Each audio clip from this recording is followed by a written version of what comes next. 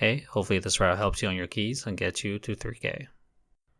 Right off the bat, these berserkers hit quite hard, so you need a defensive to protect against their melee. Tag in the right headhunter and berserker and then get this dread soul eater in. Once the big mammoth comes in on the left, just tag him as well. So what you need to be aware of here are the ground effects, the rain of toads. Also, the headhunter does these annoying jump outs and they tag you with a snare. Make sure you interrupt that. And then the soul eater just pumps necrotic wave.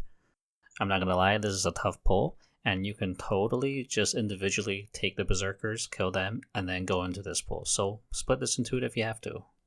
Now I'm opting to chain pull the rest of this pack in. The reason being, I want to get as much unit count as possible in this first area before heading out. And I'll show you later why that's the case. So this pull is very similar to that first pull, except the introduction of these bears that give you an armor debuff, so watch out for those melees. And once that's wrapped up, just remember to free these prisoners, okay? You won't believe how many times we had to backtrack just to save these. And then just head on over to the right for the next pull. This is so much better than the left side. What you need to do now is to interrupt that Hexer, bring that into the main pack, and then tag these bears. And also bring that mammoth in and these laborers. Watch out for the Hexer's Hex cast, you don't want that to go off. The Juggernaut obviously does the big AoE, so make sure that your healer is on top of things. Everything else is fairly simple. Your next pull will be inside this house, clear out this central area, and also pull these guys on the right. Watch out for the melee hits here, they do a lot. If you need to, kite. Also, just be sure to stagger your defensive so you always have a DR. The one thing you need to watch out for are the Shadowbinders, so make sure they get kicked as well. And after you clear out this room, save the prisoner, and make sure you actually click on the stew. It's a 2 to 3 second cast, so let it cast. Next, just follow along this right hand side, tag the eagle, make sure you're skipping that Hex Guardian, we don't want to pull that, and go into this pack over here to save this one prisoner. Remember to interrupt the Hexer as well, his casts are quite annoying. And just watch out where these eagles land, just run out of these. You can also CC them to stop that cast. Now these pulls feel kind of big, and it's completely possible to just stagger them. So if you don't feel comfortable doing all this together, then just do 2 to 3 at a time. After clearing the platform, jump down from this rock, pull 2 mobs from the right here, and bring them into this Juggernaut group. I'll be the first to say this is not a very comfortable pull, and it's a lot of damage going on with the headhunters and then the Hexar doing his shadow bolt. So make sure that for your interrupts, you are actually kicking the bolts and the Hex. So after that's over, just make sure you're not pulling the Hex Guardian to your left or the Hex Guardian to your right. So you just need to follow this path here and go into the Soul Eater and the Headhunter Berserker pack. Once again, be careful of the Eagle's frontal. It's a lot of damage in a very short time. Also make sure you're running out of these things on the ground. So this entire area is all about situational awareness. Move out of things when you have to so your healer likes you. Once you've got the Soul Eater from this pack, you can start chaining in the Shadowbinders. Just make sure you have some CCs and stops going on to stop their annoying casts. Once you finish this off, make sure to free these 2 prisoners and then you can head on over to the arena for the first boss. So this boss is notoriously hard for new pug groups. If you don't know the mechanic, please read up on it, watch a video, you can watch mine too if you want. So the idea is to fight them together, try to kite away from the ice traps that they lay, and if you're a DPS or healer, just make sure that you can land the ice trap fairly easily. What that means is if the tank is kiting them backwards, you want to be positioned behind the bosses themselves so that the ice trap is very close to you. But don't get clumped up. You want to stagger because of the barrage. If someone gets that, make sure everyone else runs out of that kill zone. As for the tank, your job is to just bring them together as much as possible so they always have cleave damage. The last thing is to just always have them around the same health. Never have one die so far in advance that the other person either gets in a rage that kills your group or that you can't kill them before them finishing the cast to bring back the bird.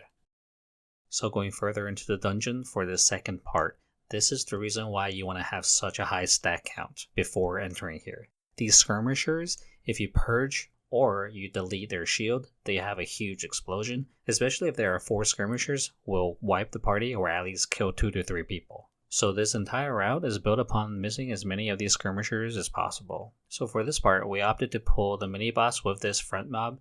Don't need to do that, you can actually just kill this Gnarlden first, and then pull that mini boss with some of the surrounding reanimated warriors. And you already know what everyone does. watch my guide if you don't. Just make sure that if you have a freedom effect or any kind of movement freeing spell like Tiger's Lust, you can easily negate this mechanic. And then for the second part of this place, just bring in the defender with the shades and the warriors, obviously skipping the skirmishers. Going further in, just make sure not to touch these ghosts, they'll freeze you, and then bring in the soul render with the defender and then these warriors here. These 2 skirmishers you have to deal with, but it's only 2, so it should be okay. And for this portion, I just like to kite my way back, that way you're leaving behind any tornadoes so you don't have to deal too much with them. At the stairs, pull these skirmishers into the warriors and the defender.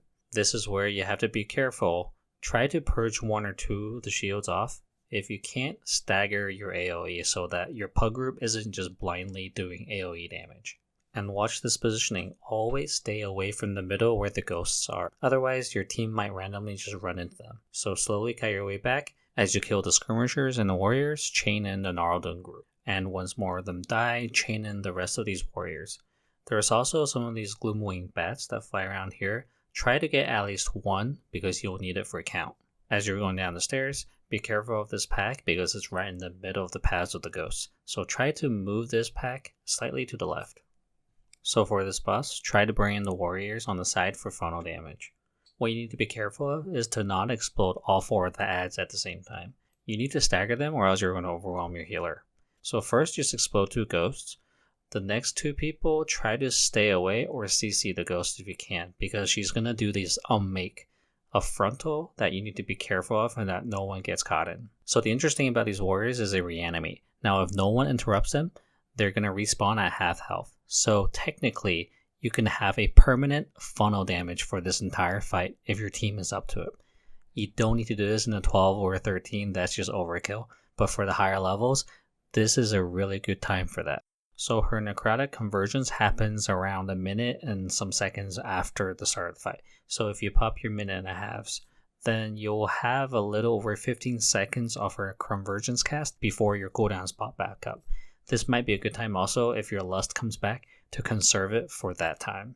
And after killing the boss, this will inevitably be the place where a couple of people die because of the skirmisher bombs.